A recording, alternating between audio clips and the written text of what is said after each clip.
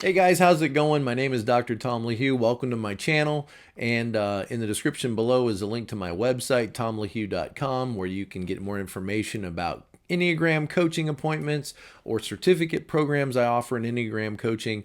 And thanks to my patrons, I really appreciate your support as well. Now, recently, my daughter Kaylee was able to come into town. She moved away from Florida to Montana. She lives outside of Glacier National Park. Beautiful, beautiful place. Well, her and her husband just recently had a new baby, and they decided to come down during the winter to visit us in Florida, which makes a lot of sense in the winter. And we were able to sit down and talk a little bit about the Enneagram. And so, without taking any more time, I'm going to cut to some of those clips so that you can enjoy, this conversation that we had about Type One and in talking about the Enneagram. Check out her channel, and if you want to book an appointment with her, you can. She has a website, and thank you guys today for watching. Today I'm joined with my daughter Kaylee, and good to have you today, Kaylee, visiting with us. And Kaylee has her own channel on YouTube where, guess what, she talks about all kinds of things related to the Enneagram, and I have a link to her channel, also to my other daughter Grace's channel, in the description below as well. Okay, Kaylee. Good to have you visiting. And Yes. you are a Type 9. Yes, 9 wing 1. Right. And at first you thought, Type 2. I thought I was a 2, which is a Yes. pretty common mistake. My mom's a 2 Right. because I'm a Type 9, so. Right. Yeah. And sometimes 9s pick up confusion. the energy of the people around them. Yes, type confusion. Yeah.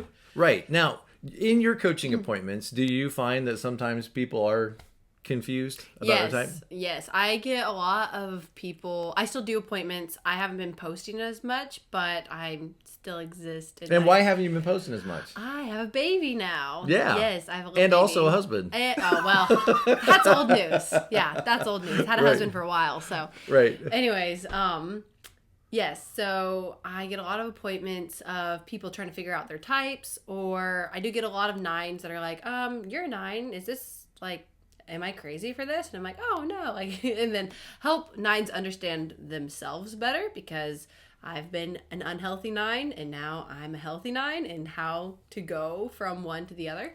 And so I do a lot of that, and I meet with other people other than 9s. I love meeting with all different types because it's fun. It's fun to talk with different people about what they're learning about, and also just like different struggles of, how the Enneagram can help through real life. Right. Now, I thought it would be fun today to just kind of go around the dial and just shoot the breeze. Just literally just talk about whatever comes to our mind. Let's start with Type 1 and go all the way around to 9. We have some 1s in our family. Do you have a lot of interactions with 1s? What have those interactions been like? What have you learned from spending time and talking to 1s? So I have a really close friend who's a Type 1, actually. She has a few kids, and her husband works long hours. So she's a stay-at-home mom. She has her kids. She's homeschooling, and she is wonderful. She's an inspiration, but she is so funny because she is a 1, and not everyone is going to be this way, but there's a lot of similarities in these types. Anyways, I've noticed in a lot of 1s, and her specifically, from spending time with her, that this frustration in the background for others to be perfect and good, it's coming from within, of like, I need to be perfect and I need to be good. And if I'm in charge of you, you have to be perfect and you have to be good too. And like always busy, not like her calendar's full, but just like tasks. I have to be doing tasks. There's always something to make better, always something to straighten. And what's so funny is like talking with her and other 1s that I've met, when they're on your side, which a lot of times they will be, they're good at giving like good solid information, whether you ask for it or not. They're good at giving good counsel. They're very grounded. But talking with her, and sometimes you'll see that anger come out a little bit, instead of it just being like, you can see they're frustrated in their own life, but they feel okay having anger on your behalf. If it's like, oh, well, I'm frustrated about this. Well, yeah, that's ridiculous. And it's like, oh, you have all those feelings in there. And, I've seen ones use other people's frustrations as an outlet for their own anger because it's hard for them to have anger about their own situations because that could be bad, but it's good to stand up for someone else. So, for example, if you went into a store and they were rude and you were telling the one about how rude this interaction was, then you might... We could definitely call HR and... That's ridiculous. You could report them. The 8 would probably do it. Or just be like, wow, they're stupid and blow it off. Or tell you to do it. Yeah, tell you to do it. The 1 is going to make sure you understand how you were legitimately wronged and how we could actually fix this. And it's like, well, thank you. I feel very heard. Validated. Yes, thank you. I appreciate that. I had a 1 tell me one time. But it's also grounded. It's not just all completely emotional. It's very grounded. I had a 1 tell me one time. She was like, please, in your videos, communicate this, that we as ones, we don't feel like we're right and everybody else is wrong. We feel like we want to know desperately what is right and then get on the side of it. Mm-hmm. So it's sometimes I think our perception of ones is like, oh, I'm right, you're wrong. I'm right, you're wrong. But I think she was trying to get the point across that we're trying to be in the right. Like there is an objective right. If there is an objective right in a situation, we're trying to align ourselves with it. Yeah. And why wouldn't everybody do that? I mean, it is kind of one of those things when you actually like think about it, like why wouldn't everybody?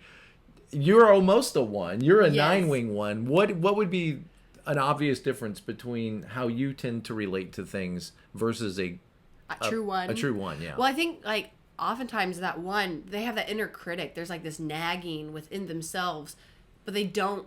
Oftentimes they don't recognize that it is themselves. It's like there is this moral code, Jiminy Cricket. I'm Pinocchio. Jiminy Cricket is in my mind telling me, and I'm just obeying the standard. I'm just meeting status quo. And it's like, well, that's not actually the case. Some things, there might be like a moral code. We all know not to murder, but like making the bed every morning, some people like it left unmade, and it is not wrong. For me to want it made is an equal amount of good as for you to want it not made. It's equal. There's probably some ones cringing right now. That doesn't mean that's your preference, but being able to see, that's one thing I often talk about with ones is the idea of preference, mistakes, and sins. A lot of times ones believe that it's not even like my preference is the best. It's like, well, this is the standard. It would be a sin against me to do this. And it's like, no. Or leaving crumbs on the counter itself is not a sin. It is a mistake and sometimes a preference. Yeah, and I always come back to this idea like, okay, you want to be good. Screaming at people for leaving crumbs on the counter, is that good? Or not being able to apologize. Is that what good little girls and boys do? Or fixing your gutters when your family is visiting. Well, the gutters got to be fixed. It's got to be fixed. What can I say? Yeah, why did they come in town now? Yeah, anyways. So, right. And yeah. I've known some ones that can look very 7-ish. Like, at least when I'm interacting with them. I don't know what they're like when they get home. But, like, out in public, it's like, wow, are you sure you're not a 7? Yeah. But to answer your question, the experience of, like, me having a strong 1 wing versus a true experience is, I think I can hear the one voice of, like, okay, fix this, do this. And I can find myself very busy fixing and cleaning and tidying and organizing and checking off the list. But then I can say, well, I don't have to. Or like, but if somebody else wants it a different way, that's fine too. Right. Whereas the 1 might not see it the same way because, they're fixing and I might be like, I don't really feel like it. Maybe have a hard time being as flexible as you could be about things. Yeah. Right. Yeah, not in saying one is better than the other. Just I think that's the difference is there's this underlying thing with the 1 where it's like they kind of have to. It's compulsion. They're compelled to do it, whereas I feel inclined. Right. And I think it's a similar thing with the 2-wing 1. They feel inclined to do 1 things, but they don't feel compelled to do 1 things. Yeah. If that makes sense.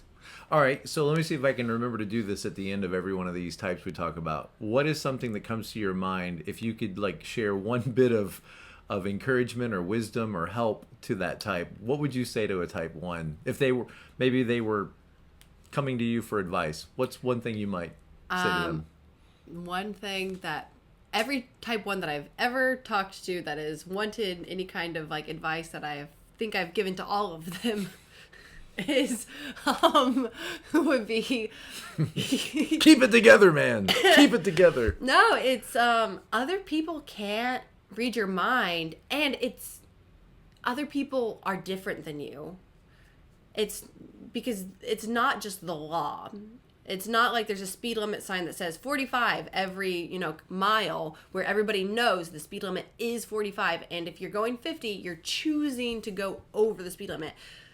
So nobody knows when you say, let's make the bed one time, or you say it, that's your speed limit sign. That is the law now. And if somebody doesn't do that they're intentionally breaking the law. Well, other people don't think the same way that you think. Everybody thinks differently. So you might get along very well with type 1s, but also type 1s can have a hard time with other type 1s because they both think, I'm following the speed limit. Well, yeah. But they're not in agreement necessarily on what that, right. Yeah.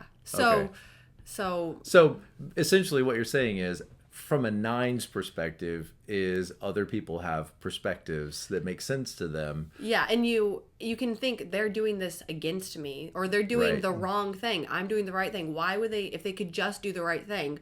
What you might actually be saying, which you're not realizing, what you might actually be saying is, if they would just do what I want them to do this.